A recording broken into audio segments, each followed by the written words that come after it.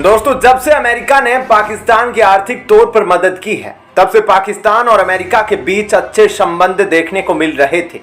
लेकिन हाल ही में अमेरिका के राष्ट्रपति जो बाइडेन ने पाकिस्तान को दुनिया का सबसे खतरनाक देश बताया था और इस एक बयान ने पाकिस्तान की जड़ें हिला दी है। और इस एक बयान के बाद पाकिस्तान में अमेरिका को लेकर जबरदस्त बवाल मचा हुआ है। और ऐसे में यह बवाल इतना ज्यादा बढ़ गया है कि इन सभी के बीच अब पाकिस्तान की एक कट्टरपंथी धार्मिक पार्टी जमात इस्लामी ने पाकिस्तान से अमेरिकी राजदूत को निकालने तक की मांग कर दी है।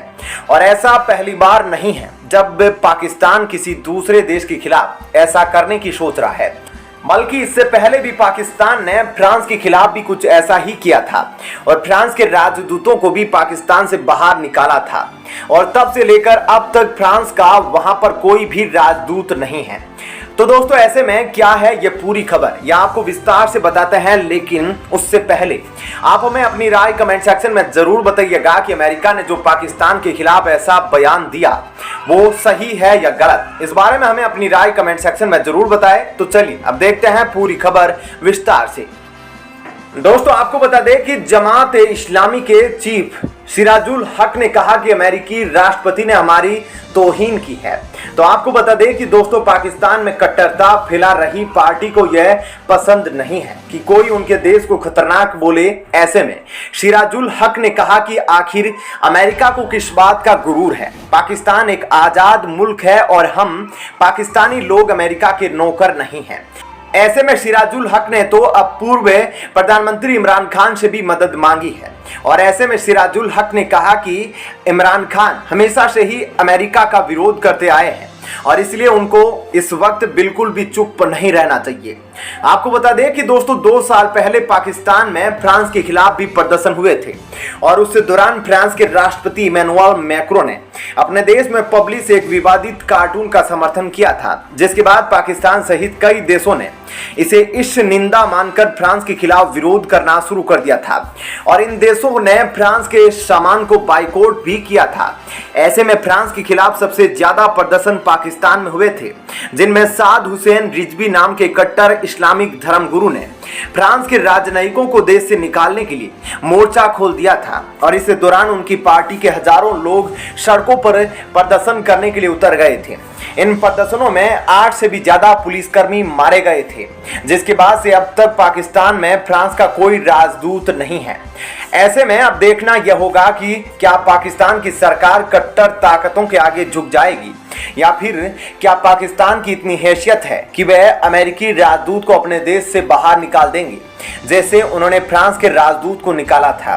दोस्तों, देखा जाए तो पाकिस्तान फ्रांस की तरह अमेरिका के साथ भी ऐसा कर सकता है। लेकिन जिस तरह से हाल ही में अमेरिका ने पाकिस्तान की मदद की थी, उसके बाद पाकिस्तान अमेरिका के खिलाफ कुछ भी करने से पहले कई बार सोचेगा, क्योंकि अमेरिका कई मौकों पर पाकिस्तान की मदद करता आया है और आगे जाके भी अगर रूस और भारत एक साथ होते हैं तो इनके खिलाफ कुछ करने के लिए भी पाकिस्तान को अमेरिका की मदद की ही जरूरत पड़ेगी, क्योंकि उसके बिना पाकिस्तान अकेले कुछ नहीं कर सकता। और अब जब पाकिस्तान अमेरिका के एहसानों तले दब गया है तो ऐसे में उसका अमेरिका के खिलाफ जाना नामुमकिन है। तो दोस्तों, ऐसे में इस खबर के बारे में आपकी क्या राय है? आपको क्या लगता है कि पाकिस्तान की इतनी हिम्मत है कि वो अमेरिका के राजदूत को अपने देश से बाहर निकाल पाएगा?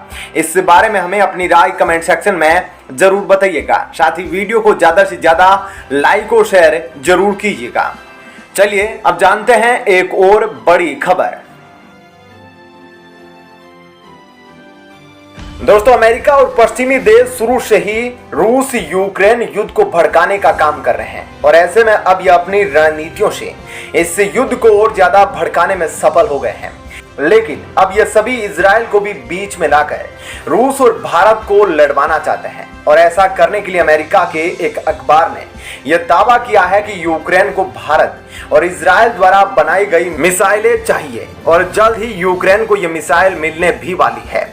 ऐसे में क्या है ये पूरी खबर, हम आपको इस वीडियो में विस्तार से यह बताने वाले हैं, इसलिए वीडियो को अंत तक जरूर देखिएगा और साथ ही इस बारे में हमें कमेंट करके जरूर बताइएगा आपको क्या लगता है अमेरिका ने इस बार रूस और भारत को अलग करने के लिए जो नई चाल चली है उसमें वह कामयाब हो पाएगा या नहीं। इस बारे में आपकी क्या राय है, हमें जरूर बताइएगा। तो चलिए अब देखते हैं पूरी खबर विस्तार से। दोस्तों बता दें कि रूस और यूक्रेन की जंग इतनी आक्रामक हो गई है कि अब परमाणु हमले तक की बात कही जा रही है।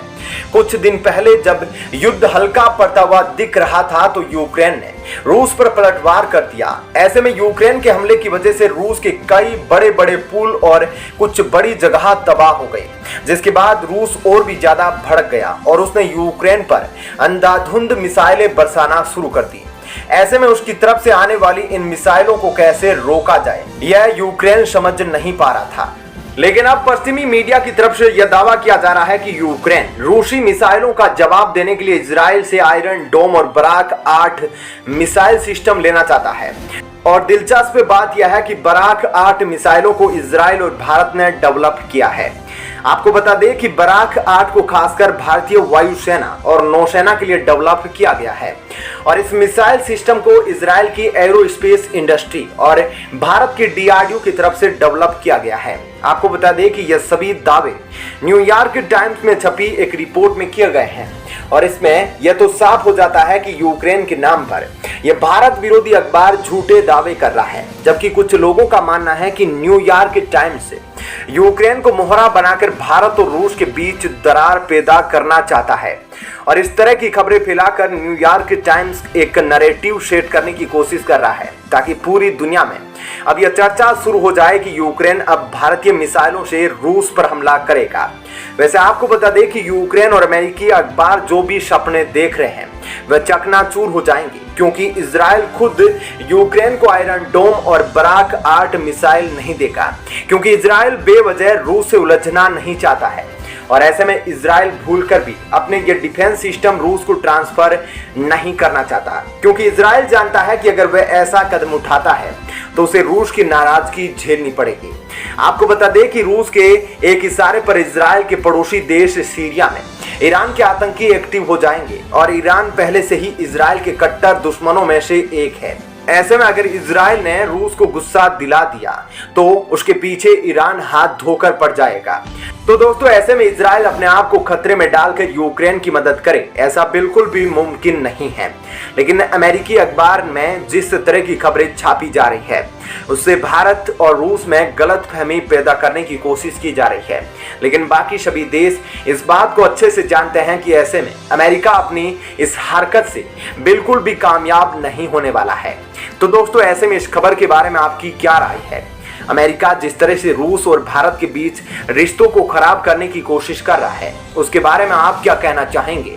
हमें कमेंट करके अपनी राय जरूर बताइएगा। साथ ही वीडियो को ज्यादा से ज्यादा लाइक और